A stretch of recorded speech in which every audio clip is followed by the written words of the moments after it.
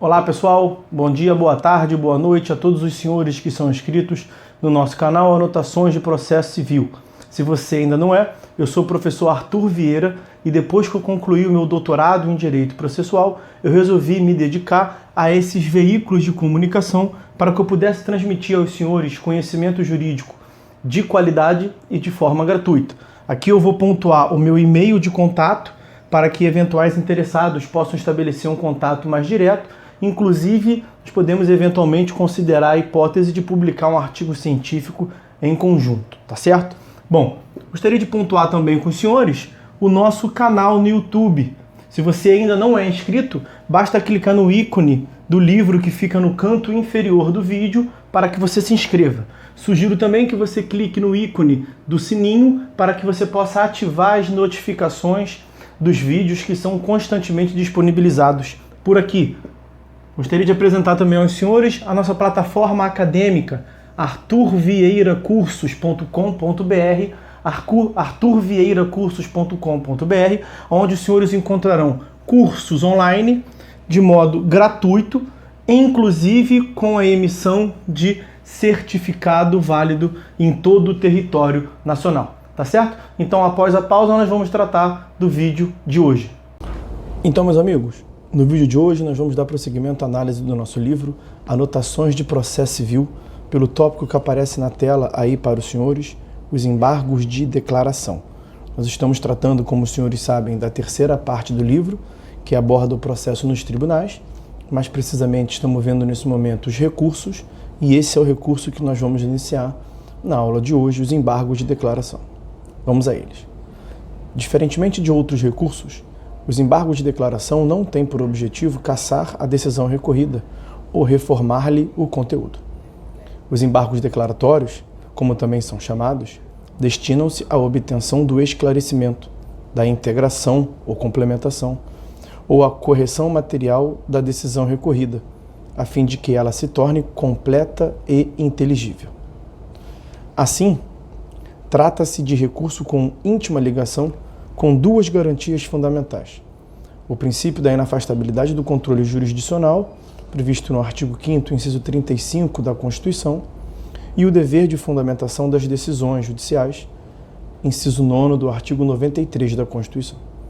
Se os jurisdicionados têm o direito à prestação jurisdicional, essa prestação há de ocorrer de forma completa e veiculada através de uma decisão que seja clara e fundamentada, sem prejuízo da existência de outros recursos, apto a invalidar ou reformar pronunciamentos que não cumpram essa exigência. Os embargos de declaração permitem que a decisão seja esclarecida, complementada ou corrigida pelo próprio órgão jurisdicional que a proferiu. Segundo Humberto Teodoro Júnior, e aí eu trago uma citação direta cuja referência bibliográfica vai aparecer para os senhores já já. Dá-se o nome de embargos de declaração ao recurso destinado a pedir ao juiz ou tribunal prolator da decisão que afaste obscuridade, supra-omissão ou elimine contradição existente no julgado. Qualquer decisão judicial comporta embargos declaratórios, porque, como destaca Barbosa Moreira, é inconcebível que fiquem sem remédio a obscuridade, a contradição ou a omissão existente no pronunciamento jurisdicional. Não tem a mínima relevância ter sido a decisão proferida por juiz de primeiro grau ou tribunal superior, em processo de conhecimento, de execução ou cautelar. A época em que o autor escreveu ainda existia o processo cautelar, hoje os senhores sabem que não existe mais. Nem importa que a decisão seja terminativa, final ou interlocutória. São cabíveis ditos embargos, até mesmo da decisão que tenha solucionado anteriores embargos declaratórios, desde, é claro, que não se trate de repetir simplesmente o que for arguido no primeiro recurso.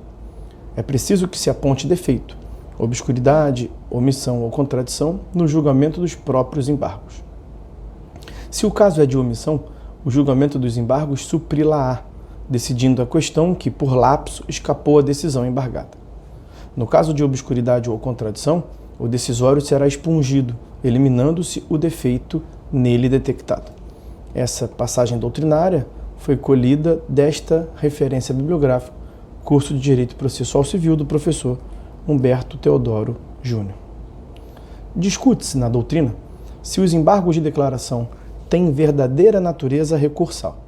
Para alguns doutrinadores, a circunstância de tais embargos não servirem para a anulação ou a reforma da decisão impede de qualificá-los como recurso. Mas o ordenamento jurídico enquadra-os entre os recursos. O CPC de 2015, tal como o anterior, de 73, inclui os embargos de declaração expressamente no rol dos recursos. É o que consta do inciso 4º do artigo 994 do CPC.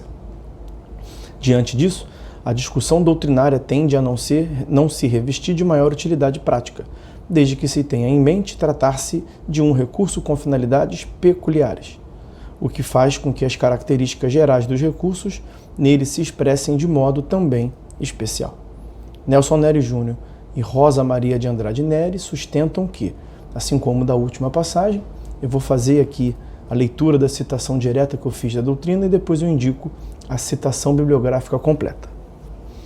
Segundo Rosa, portanto, Rosa Maria de Andrade Nery e Nelson Nery Júnior, aspas, quer sejam interpostos contra a decisão interlocutória, sentença ou acórdão, os embargos de declaração têm natureza jurídica de recurso. Inciso 4º do artigo 994, sujeitando-se aos requisitos de admissibilidade e à teoria geral dos recursos. Atendendo aos reclamos da doutrina e da jurisprudência, a Lei 8.950 de 94 modificou a redação do CPC de 73, inciso 1º do artigo 535, para não mais considerar a dúvida como causa de interposição de embargos de declaração. Só são admissíveis os embargos para corrigir obscuridade ou contradição existente na decisão, opção essa que ficou mantida no atual CPC. A Lei dos Juizados Especiais, no artigo 48 e 83, previam a dúvida como causa de interposição de embargos de declaração. Com a alteração desses dispositivos, pelo CPC nos artigos 1064 e 1066, não é mais possível, nos processos que correm nos juizados especiais estaduais, a interposição de embargos de declaração, fundados em dúvida constante da decisão ou sentença. Aplica-se o mesmo regime jurídico às ações que tramitam perante os juizados especiais federais, por expressa disposição do artigo 1º da Lei dos Juizados Especiais Federais e do artigo 27 da Lei dos Juizados Especiais da Fazenda Pública. E a referência bibliográfica, como prometida, a citação está na tela aparecendo para os senhores. Próximo item, ainda dentro dos embargos de declaração, o objeto desse recurso. Todo e qualquer pronunciamento jurisdicional pode ser objeto de embargos de declaração, sejam eles despachos, decisões interlocutórias e sentenças em primeiro grau, decisões monocráticas e acórdãos nos tribunais. Nesse sentido, o caput do artigo 1022 prevê que os embargos de declaração são cabíveis contra qualquer decisão judicial, seja ela monocrática ou colegiada.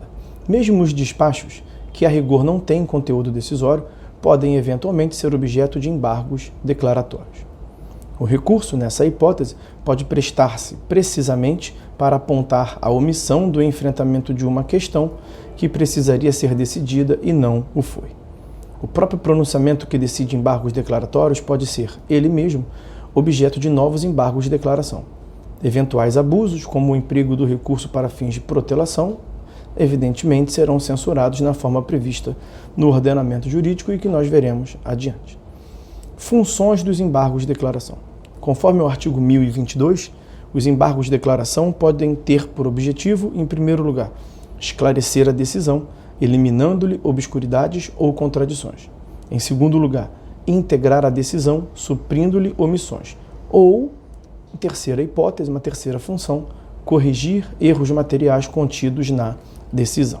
A primeira dessas funções, o esclarecimento da decisão.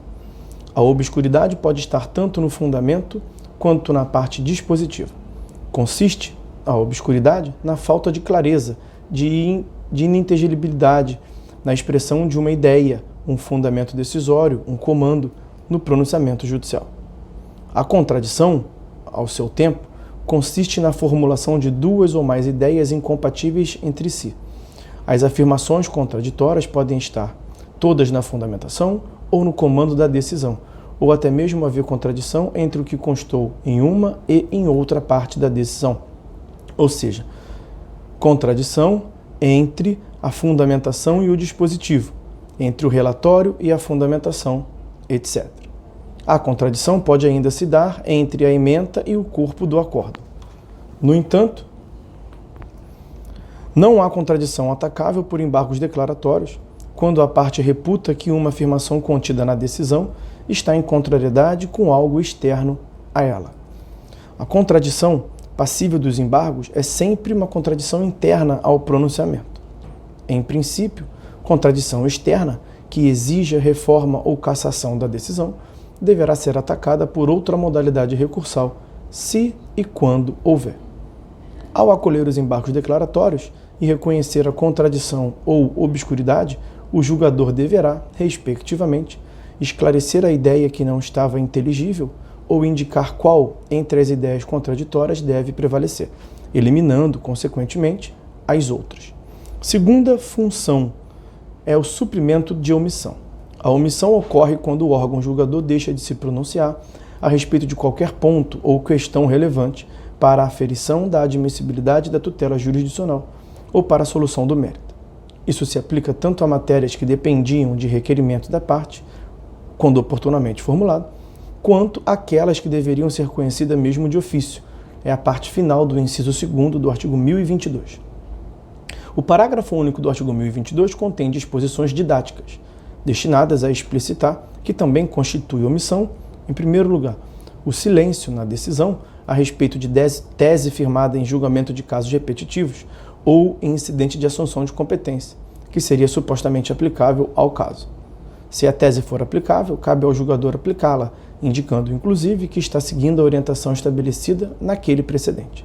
Se não for aplicável ao caso, cumpre ao julgador também pronunciar-se sobre a tese, expressamente demonstrando que a situação concreta é diversa daquela para a qual a tese foi formulada, ou apresentando as razões objetivas pelas quais a tese está superada, isto é, já não deve mais ser aplicada, por força de razões que não se punham ou não se puseram quando firmado o precedente.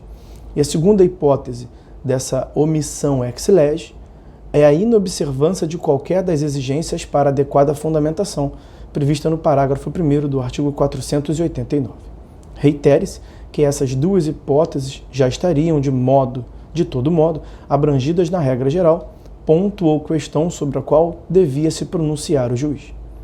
Aliás, a primeira dessas duas hipóteses está inclusive abrangida também pela segunda, no que se refere aos incisos 5º e 6º do parágrafo 1º do artigo 489. A explicitação destina-se apenas a realçar a importância desses aspectos da fundamentação das decisões. Constatada a omissão apontada nos embargos declaratórios, o julgador deve acolhê-los e suprir a lacuna existente, pronunciando-se sobre aquilo que havia sido omitido. Terceira e última função dos embargos declaratórios, a correção de erro material. Erro material é aquele que pode ser verificado e corrigido a partir de critérios objetivos. Trata-se de defeito manifesto, evidente, reconhecível à primeira vista, patente, notório, para usar algumas das expressões que a doutrina emprega para qualificá-lo. O erro material reside na expressão do julgamento e não no julgamento em si ou em suas premissas. Assim, se pelo contexto da decisão ficar claro que o juiz pretendia afirmar que, aspas, o veículo do autor não estava em excesso de velocidade, e ele acaba escrevendo equivocadamente na sentença que o veículo do autor estava em excesso de velocidade, isso é um erro material, um simples lapso de expressão. Outros vários exemplos similares podem ser dados. Consignar autor no lugar de réu, afirmar que deverá incidir índice de correção monetária brasileira sobre um valor fixado em dólar, escrever acima em passagem que claramente se pretendia dizer abaixo, e assim por diante. Os inequívocos erros de cálculo também devem ser incluídos na categoria do erro material. Se o juiz na sentença afirma que 60 mais 60 é 130, isso só pode ser uma falha de expressão. Jamais poderá ser considerado um errôneo convencimento do juiz.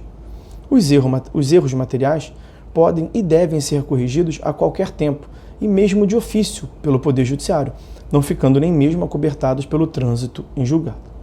Por isso, mesmo na vigência do CPC anterior de 73, que não previa a correção de erro material como função específica dos embargos declaratórios, já se admitiu o emprego dessa via, os embargos, para tal finalidade de correção do erro material.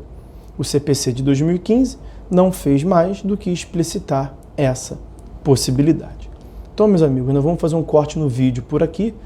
Vamos, a partir do próximo vídeo, dar continuidade à análise do material, no ponto que aparece na tela aí para vocês, embargos declaratórios e caráter infringente.